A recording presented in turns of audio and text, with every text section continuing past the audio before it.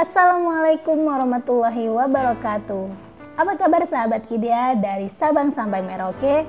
Semoga kita senantiasa dalam lindungan Allah Subhanahu wa Ta'ala. Perkenalkan, saya Siti Nurjana, salah satu leader IDEA 3 Raksa.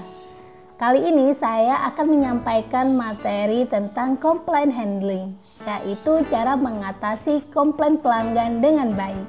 Yuk kita simak bareng-bareng.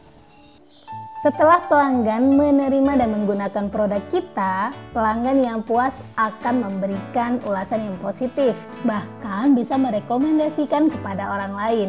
Sementara itu, pelanggan yang tidak puas, mereka akan kecewa dan menyampaikan komplainnya.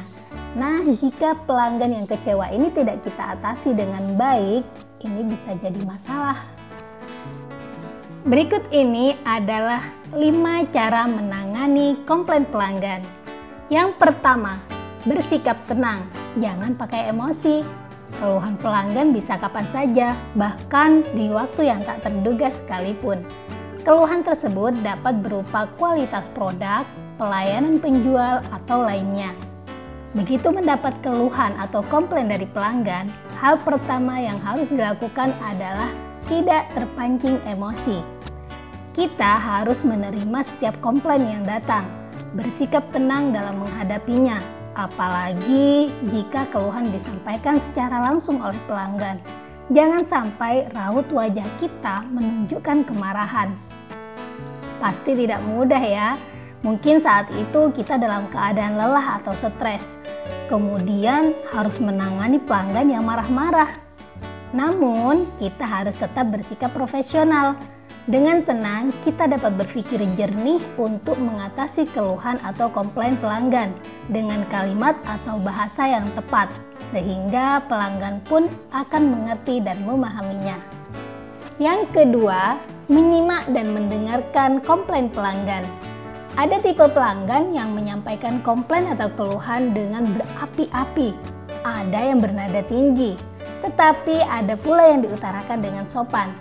Dalam keadaan apapun komplain disampaikan, sebaiknya kita tetap menyimak dan mendengarkannya sampai selesai. Dengan begitu, pelanggan akan merasa didengar dan dihargai.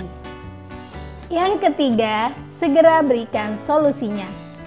Begitu pelanggan sudah meluapkan keluhannya dan kita mendapatkan benang merah dari komplain tersebut, segera berikan solusinya. Nah, teman-teman perlu tahu juga nih prosedur untuk retur dan servis. Ketika pelanggan sudah melakukan order dan transfer, kita informasikan kepada pelanggan untuk langsung video unboxing untuk mengecek kelengkapan dan fitur yang ada pada produk tersebut. Jadi, jika ada keluhan atau cacat, bisa kita langsung proses untuk retur atau servisnya. Jadi, pelanggan bisa segera menerima solusinya. Yang keempat, jangan segan meminta maaf. Terlepas pelanggan benar atau salah, kita perlu minta maaf. Ini menjadi salah satu sikap penting dalam mengatasi keluhan pelanggan. Bukan berarti kita itu rendahan atau memang salah, tetapi permohonan maaf dari kita akan membuat pelanggan lebih tenang dan merasa dihargai. Ini juga dapat mengembalikan kepercayaan mereka kepada kita dan juga produk kita. Apalagi kalau memang kita salah, tentu saja kita harus mengakui kesalahan dan meminta maaf. Yang kelima, berikan bonus sebagai penawar kekecewaan. Apabila kesalahan terletak pada kita, jika perlu kita bisa menawarkan bonus untuk mengobati kekecewaan pelanggan. Jangan sampai mereka kecewa dan tidak pernah membeli lagi produk kita. Misalkan ketika pelanggan harus melakukan retur atau servis, kita bisa menawarkan free ongkir. Jadi pelanggan senang dan moodnya kembali membaik.